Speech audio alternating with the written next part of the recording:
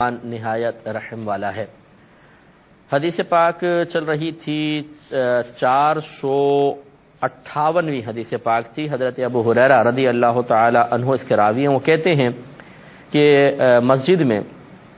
ایک سیاہ فام مرد تھا یا حبشی عورت تھیں، اور ان کا کام تھا کہ وہ مسجد کی صفائی وغیرہ کرتے تھے، خدمت وغیرہ کرتے تھے، تنکے اٹھا دیے، کپڑے اٹھا کے پھینک دیے، جو کترنے وغیرہ آ جایا کرتی تھی ہوا کے ذریعے، وہ صفائی رکھتی تھی۔ تو ایک دفعہ نبی کریم صلی اللہ علیہ وسلم نے ان کے بارے میں پوچھا کہ وہ کہاں ہیں۔ جب غائب نظر آئی تو پوچھا کہاں ہیں، تو بتایا گیا رسول اللہ ان کا تو انتقال ہو گیا ہے اور ان کو دفنا بھی دیا گیا ہے۔ تو رحمت کونین صلی اللہ علیہ وسلم نے فرمایا کہ مجھے کیوں نہیں بتایا، مجھے بتا دیتے۔ اور پھر سرکار ان کی قبر پر گئے اور باقاعدہ وہاں پر نماز جنازہ ادا فرمائی۔ اس میں ہم نے آپ کو بتایا تھا کہ ایک بات تو یہ کہ چونکہ نبی کریم صلی اللہ علیہ وسلم حاکم تھے، حاکم اسلام تھے، اور جنازہ پڑھانے کا سب سے زیادہ حق حاکم اسلام کا ہوتا ہے، اور اگر بالفرض حاکم اسلام وہاں موجود نہ ہو، دوسرے لوگوں نے نماز جنازہ پڑھا دی، لیکن حاکم اسلام کو آرام سے اطلاع دینا پاسبل تھا، تو پھر حاکم اسلام کا حق ساقط نہیں ہوتا ہے۔ اگر نیچے والے پڑھا بھی لیں تو ان کے بعد پھر بھی وہ نماز جنازہ پڑھا سکتے ہیں، جیسے کہ رحمت کونین صلی اللہ علیہ وسلم نے یہ معاملہ فرمایا۔ اور اس میں ہم جو آخر میں پچھلے پروگرام کے لاسٹ میں کلام کر رہے تھے وہ یہ کہ حضرت ابو ہریرہ فرماتے ہیں پس وہ شخص فوت ہو گیا تو نبی کریم صلی اللہ علیہ وسلم نے ایک مرتبہ اس کے متعلق پوچھا، یعنی جب فوت ہو گیا اگلے دن ہی قریب ہی ہوگا تبھی جا کے آپ نے جنازہ پڑھا، وہ میں بتاتا ہوں کہ کب تک قبر پہ نماز جنازہ پڑھا سکتے ہیں۔ تو فوراً جیسے اگلے دن ہی سرکار نے پوچھا وہ شخص کہاں ہے، تو عرض کیا رسول اللہ وہ تو فوت ہو گئے ہیں۔ اس پہ ہم آپ کی خدمت میں عرض کر رہے تھے کہ بظاہر مسجد سے تنکے اٹھا کے پھینک دینا، تھوڑی بہت کوئی گندگی وغیرہ ہوا سے اڑ کر آ گئی، جیسے پہلے دور میں مسجد نبوی کے دروازے نہیں تھے، یعنی باقاعدہ لکڑی کے دروازے نہیں تھے، تو وہ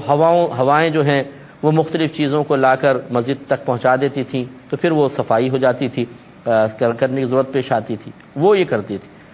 تو سرکار صلی اللہ علیہ وسلم نے کہ بظاہر ایک چھوٹی سی ظاہری اعتبار سے بڑا چھوٹی سی خدمت ہے، لیکن رحمت کونین صلی اللہ علیہ وسلم نہ صرف اس کو محسوس فرماتے تھے، اس کا احساس کرتے تھے، اس کا مشاہدہ کرتے تھے، بلکہ اس شخص کی قدر و قیمت سرکار کی نگاہ پاک میں تھی۔ یہی وجہ ہے کہ جیسے وہ نظر نہیں آئے تو ان کی غیر حاضری کو محسوس کیا گیا کہ بھئی کہاں گیا وہ،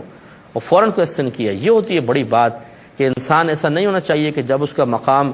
پہلے جب وہ محتاج تھا تو ایک ایک کا خیال کرے فلاں کہاں ہے فلاں کہاں ہے فلاں کہاں ہے، اور جب اللہ تعالیٰ اس کو عزت دے دے، مقام عطا فرما دے، اور وہ اپنے آپ کو نیچے والوں کا غیر محتاج تصور کرے، تو پھر نگاہیں طوطے کی طرح آنکھیں پھیر لے کہ تو کون اور میں کون، اور پھر بالکل کوئی پرواہ نہ ہو کہ کون کہیں جا رہا ہے، ارے جی رہے ساتھ رہے نہیں رہے نہیں رہے۔ یہ اکثر ایسی آپ دیکھیں گے کہ جب تک کسی کو منصب حاصل نہیں ہوتا وہ ہر ایک کی قدر بھی کرتا اور اس کے پیچھے بلکہ بھاگ رہا ہوتا، اور جہاں اللہ تعالیٰ کسی کو مقام و منصب عطا فرما دیتا ہے، چاہے وہ دنیاوی لحاظ سے مقام و منصب ہو، چاہے دینی لحاظ سے مقام و منصب ہو، پھر آنکھیں جو پھیری جاتی ہیں اور پھر جو پرانے لوگ ہوتے ہیں ان کو نظر انداز کیا جاتا ہے۔ اگر کوئی واقعی غلطی کر رہا ہے تو ٹھیک ہے، پھر تو ایک معقول وجہ ہے، لیکن کوئی غلطی نہیں کر رہا صرف اس وجہ سے کہ ابھی ہمارے کام کا نہیں ہے، اور کیا فائدہ یہ فلاں میری کمی پوری ضرورت پوری کر دیتے ہیں، تو بس پھر قدر نہ کرنا یہ غلط طریقہ ہے، اور ہمارے نبی کریم صلی اللہ علیہ وسلم کی سنت کے بالکل خلاف ہے۔ اس سے بھی پتہ چلا کہ مسجد کی خدمت بہت بڑی چیز ہے۔ ہم بعض اوقات جو مسجد کے خادم ہوتے ہیں بیچارے، جھاڑو دے رہا ہوتا ہے، پوچھا لگا رہا ہوتا ہے، اسے بڑا حقیر سا سمجھتے ہیں، کیونکہ وہ بیچارہ پیسے لے رہا ہوتا ہے، حالانکہ اس کے لیے پیسے لینا شرعاً بھی بالکل جائز ہے، فقہا نے اجازت دی ہے اس کی، کیونکہ مسجد ورنہ آلودہ رہے گی، خراب رہے گی، اور نمازیوں کو تکلیف و اذیت ہوگی، لیکن اس کو بڑے معمولی نگاہوں سے دیکھا جاتا ہے۔ اور شاید مسجد میں آنے والا کوئی تہجد گزار، کوئی اشراق چاش پڑھنے والا، کوئی کثرت سے قرآن پاک کی تلاوت کرنے والا، نفلی روزے رکھنے والا، ہو سکتا ہے اس کو نگاہ حقارت سے بھی دیکھتا ہو، یہ کیا کر رہا ہے، کر تو ہم رہے ہیں، حالانکہ اس کی یہ خدمت بہت بڑی عبادت ہے، بہت بڑی خدمت ہے۔ خانہ خدا کو صاف کرنا یہ کوئی معمولی چیز نہیں ہے۔ تو جتنے مرد حضرات ہمیں سن رہے ہیں، ہم آپ کو ایک مشورہ دیتے ہیں، اگر آپ چاہیں تو کہ کبھی زندگی میں موقع ملے کم از کم ایک بار تو یہ کر ہی لیجئے گا کہ آپ بھی جھاڑو لے کے ذرا مسجد کی جھاڑو لگا دیں، پوچھا لگا دیں، صفائی کر لیں، ایک دفعہ زندگی کے اندر ضرور کر لیجئے گا، مشورہ ہے میرا، باقی آپ کی مرضی ہے۔ باہر کے لوگوں کے لیے تو تھوڑا سا مشکل ہوگا کہ مطلب عموماً وہاں پہ اتنی ڈسٹ وغیرہ نہیں ہوتی ہے، مسجدیں اکثر صاف ہی ہوتی ہیں، پھر بھی اگر آپ دیکھیں کہ کسی مشین وغیرہ سے قالین صاف کیا جا رہا ہے تو آپ خادم سے ریکویسٹ کریں کہ تھوڑا سا مجھے کرنے دیں، اور بڑے اخلاص کے ساتھ کسی احساس کمتری میں مبتلا ہوئے بغیر اپنے قلبی تکبر کو پیچھے نکال کر دور کر کے، کیونکہ یہ تکبر ہوتا ہے میں مسجد کی صفائی کروں، لوگ دیکھیں گے تو کیا سوچیں گے میرے بارے میں، تو ہم اکڑ کے مسجد میں آنا ہی پسند کرتے ہیں۔ یہ چادر ڈالی اور اکڑ کے جی مسجد کے اندر آ گئے اور خادم کو بھی دو چار ڈانٹیں سنا دیں، اور اس کو اپنی معذاللہ شان کے خلاف سمجھا کہ میں مسجد کی صفائی کروں۔ آپ کی اوقات کیا ہے بھائی صاحب، یہ بتائیے پہلے۔ آپ میں کر رہے ہیں، اگر اللہ نہ کرے اللہ تعالیٰ آپ کے اس تکبر پہ ہی آپ کو پکڑ لے مثال کے طور پر، تو پھر یہ ساری میں نکل جائے گی۔ یہ میں اس کو کہہ رہا ہوں، اس شخص کے نفس سے مخاطب ہوں کہ جو ایسے شخص کو اس قسم کا مشورہ دے کر اس طرح تکبر سے ناکوشی کر دیتا ہے۔ اس لیے مسجد کی صفائی اپنی زندگی میں کم از کم ایک بار کر لیں۔ ہم نے بڑے بڑے اکابرین کو الحمدللہ دیکھا ہے کہ جیسے حرم شریف گئے تو بعض اوقات خدام صفائی کر رہے ہوتے ہیں، ان کے ساتھ مل کر کے بھائی مجھے بھی تھوڑا سا موقع دے دیں، میں تھوڑی سی یہ سعادت حاصل کر لوں، تو انہوں نے بھی صفائیاں کی ہیں۔ ایسا بھی آپ کر سکتے ہیں کہ حرمین شریفین جائیں تو آپ وہاں پر بھی کوئی تھوڑی بہت کوئی خادم صفائی کر رہے ہوں تو ان کے ساتھ مل جائیں، ورنہ کم از کم اپنے قریبی کوئی محلے کی مسجد، جیسے میں نے کہا زندگی میں ایک بار تو کم از کم اس عبادت سے بھی حصہ حاصل کر لیں کہ رحمت کونین صلی اللہ علیہ وسلم نے اس شخص کی خدمت کو اتنا سراہا کہ جب آپ کو بتایا گیا کہ ان کا وصال ہو گیا تو پھر آپ نے فرمایا مجھے کیوں نہیں بتایا، مسجد کا خادم تھا، مسجد کی خدمت کرنے والا تھا، اس کی تو میں بھی نماز جنازہ پڑھتا، اور پھر اتنا اہتمام کہ اس کی قبر پہ تشریف لے گئے اور نماز جنازہ ادا فرمائی۔ تو اب اس میں وہی بات ہے کہ حاکم اسلام، آپ چونکہ حاکم اسلام تھے، ابھی نماز نہیں پڑھی ہے تو آپ کو حق حاصل تھا کہ آپ جا کے نماز پڑھ لیں، اور یاد رکھیں کہ اگر کسی مردے کو دفن کر دیا گیا ہو تو پھر اس کی قبر پر بھی نماز ادا کر سکتے ہیں، لیکن اس میں جو متفق علیہ مسئلہ ہے، یعنی مفتہ بھی قول ہے، وہ یہ سمجھ لیں کہ اس وقت تک نماز پڑھ سکیں گے کہ جب تک میت کا بدن پھٹ نہ جائے، یعنی اندازے کے مطابق پھول پھٹ نہ جائے، اس وقت تک پڑھ سکتے ہیں، اور یہ مختلف حالات اور کیفیات کے اعتبار سے مختلف مطلب معاملات ہوتے ہیں۔ مثال کے طور پہ کوئی بہت موٹا ہے جلدی بدن پھٹے گا، پتلا ہے دیر میں پھٹے گا، گرمی کا سیزن ہے جلدی پھٹ جائے گا، اور سردیاں ہیں دیر میں پھٹے گا۔ بعض زمین ایسی ہوتی ہیں کہ وہ نمی والی ہوتی ہیں، گیلی ہوتی ہیں، جلدی پھٹے گا، خشک زمین ہے دیر میں پھٹے گا۔ تو اس لیے ذرا ان حالات و واقعات کو، کیفیات کو دیکھ کر کے غور و تفکر کریں، اور میں ترغیب نہیں دے رہا ہوں کہ آپ سب جا کے جنازہ پڑھنا شروع کر دیں، یہ اسی وقت ہوگا کہ جب اوپر لیول والے نے جنازہ نہیں پڑھا تو وہ جا کے پڑھ لے، لیکن اس وقت تک جب تک لاش پھولے پھٹے نہیں۔ یا کبھی کبھی ایسا بھی ہوتا ہے کہ بے دھیانی میں، مثال فرض کر لیں کہ بغیر غسل دیے دفنا دیا، یا غلطی سے نہلا تو دیا تھا لیکن نماز جنازہ پڑھے بغیر دفنا دیا، تو اس میں پھر یہ ہوتا ہے اگر غسل کے بغیر دفنا دیا، ابھی قبر پوری مکمل بند نہیں ہوئی، یا کھول بھی سکتے ہیں جلدی ہے تو کھول کر اس کو غسل دے کے دوبارہ دفنا دیں۔ بعض نے کہا کہ نہ کھودیں کیونکہ ہو سکتا ہے کہ پھر کسی اللہ تعالیٰ نے اس کے کوئی راز پوشیدہ رکھنا، اس کا انکشاف ہو جائے تو مناسب نہیں ہے، لیکن یہ ضرور ہے کہ اگر بالفرض آپ نے دفنا دیا ہے اور نماز جنازہ بھی ادا نہیں کی گئی تھی بالفرض، تو اب قبر پہ ہی نماز جنازہ ادا کی جائے گی، بشرطے کہ پھولا پھٹا نہ ہو۔ اگر پھول پھٹ گیا اور جنازہ نہیں پڑھا گیا تھا تو بس اب نہیں پڑھ سکتے، اب سارے کے سارے گناہ گار ہوں گے۔ تو رحمت کونین صلی اللہ علیہ وسلم وہاں تشریف لے گئے اور آپ نے نماز جنازہ باقاعدہ ادا فرمائی۔ اس سے یہ بھی آپ استدلال کر سکتے ہیں، دلیل طلب کر سکتے ہیں، دلیل اخذ کر سکتے ہیں کہ مردے کو دفنانے کے بعد قبر پر ذکر الہی کرنا رحمت کونین صلی اللہ علیہ وسلم کی سنت کریمہ ہے کہ آپ باقاعدہ قبر پہ گئے۔ نماز جنازہ کیا ہے؟ دعا اور ذکر پر مشتمل ہے کہ پہلے ثنا ہے اللہ تعالیٰ کی، پھر درود پاک ہے، اس کے بعد میت کے لیے دعا ہے۔ تو آپ دیکھیں پہلے ذکر ہے پھر دعا بھی ہے، وہ سب سرکار نے قبر پہ کھڑے ہو گئے گویا کہ اہتمام فرمایا۔ تو اس سے بھی استدلال کیا جا سکتا ہے کہ ہم اگر قبروں پر جائیں تو وہاں جا کر ہم میت کے لیے دعا بھی کر سکتے ہیں، ذکر الہی کر سکتے ہیں، تاکہ اس نیت کے ساتھ کہ اس کے فوائد میت تک پہنچے تو انشاءاللہ ضرور پہنچیں گے۔ تو اس لیے کوشش کرنی چاہیے ہمیں بھی کہ ہم کبھی کبھار مسجد کی خدمت کریں، کسی بہن کو موقع مل جائے، جیسے حرمین طیبین تو خواتین جاتی ہیں اور خواتین کے پورشن میں بعض اوقات کچرا نظر آ جاتا ہے، گندگی نظر آ جاتی ہے، تو آپ اس کو چن لیں، اٹھا کے باہر کہیں جا کے کچرے کے ڈرم وغیرہ میں کسی جگہ پھینک لیں، یا ایک تھیلی اپنے پاس رکھ لیں۔ جو بھی آپ مسجد کے اندر کوئی خراب چیز دیکھیں، ویسے تو الحمدللہ صفائی ماشاءاللہ بہت اچھی ہوتی ہے وہاں پر، پھر بھی ایسا ہوتا ہے کہ آپ بیٹھے ہیں، کوئی بال نظر آ گیا آپ کو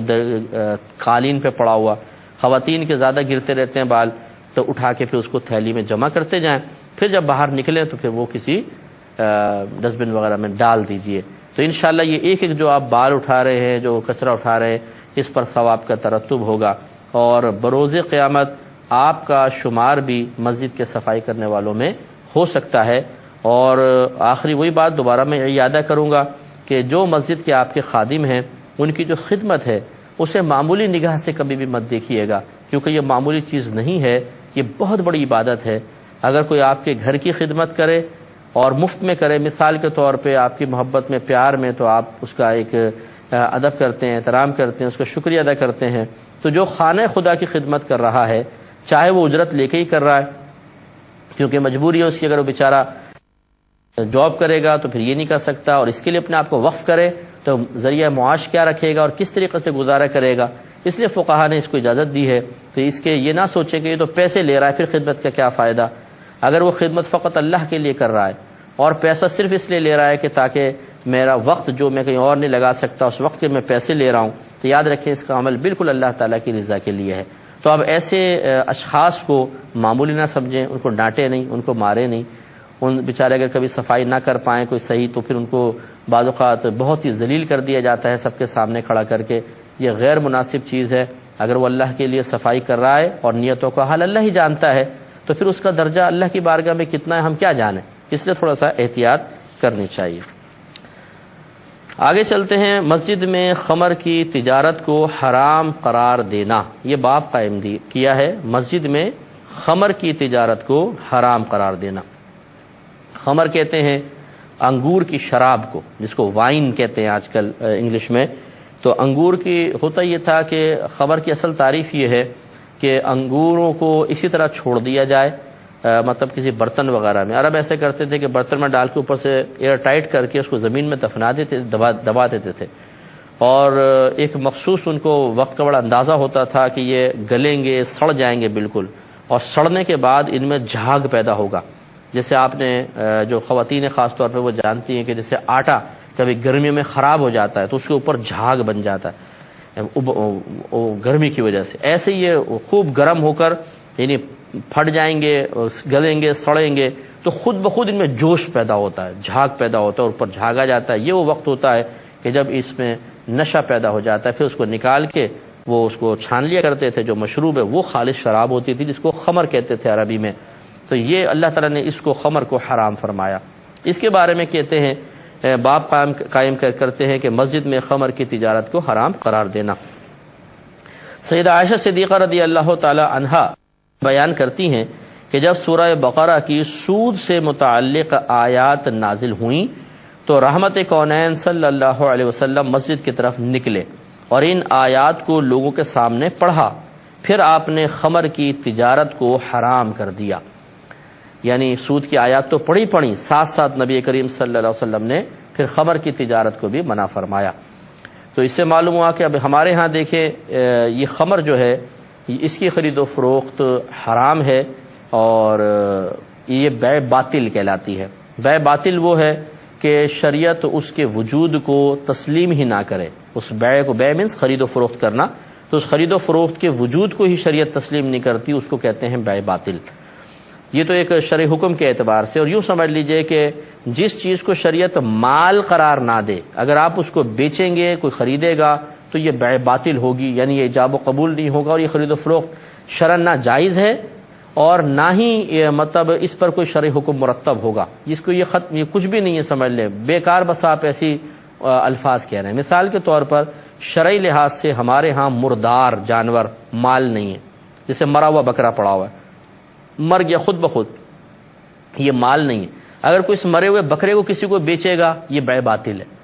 اگرچہ ایجاب و قبول بھی کر رہا ہوں کہ میں آپ کو 50,000 کا بیچتا ہوں، 10,000 کا بیچتا ہوں، اس نے کہا میں نہیں یار 8,000 کا لوں گا، چلو ٹھیک ہے بھائی لے لو، یہ بارگیننگ ہو رہی ہے، باقاعدہ ایجاب و قبول ہوا ہے، لیکن شریعت اس بیع کے وجود کو نہیں مانے گی، اسے ختم کرنا ہی واجب ہے کہ یہ نہیں ہوئی بیع، بس اس کو ختم کریں۔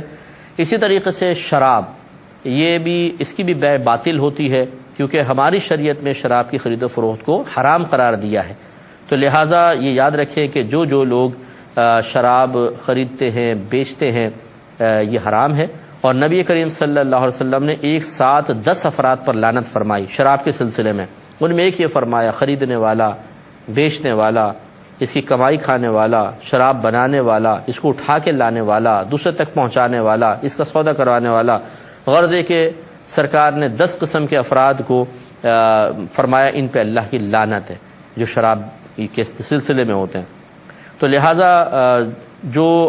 کوئی بھائی ہمارے یا کوئی مسلمان بہن ہوں کہ جو شراب بیچنے کے کام میں مشغول ہوں، تو یاد رکھیں کہ اس کی بیع نہیں ہوتی ہے۔ اس سے جو آپ کو پیسہ حاصل ہوگا وہ بالکل حرام ہے، اور اس پیسے کو اگر آپ نے ثواب کی نیت سے خرچ کر دیا مثال کے طور پر، تو اس میں حکم کفر بھی ہو سکتا ہے، کفر کا خوف ہے،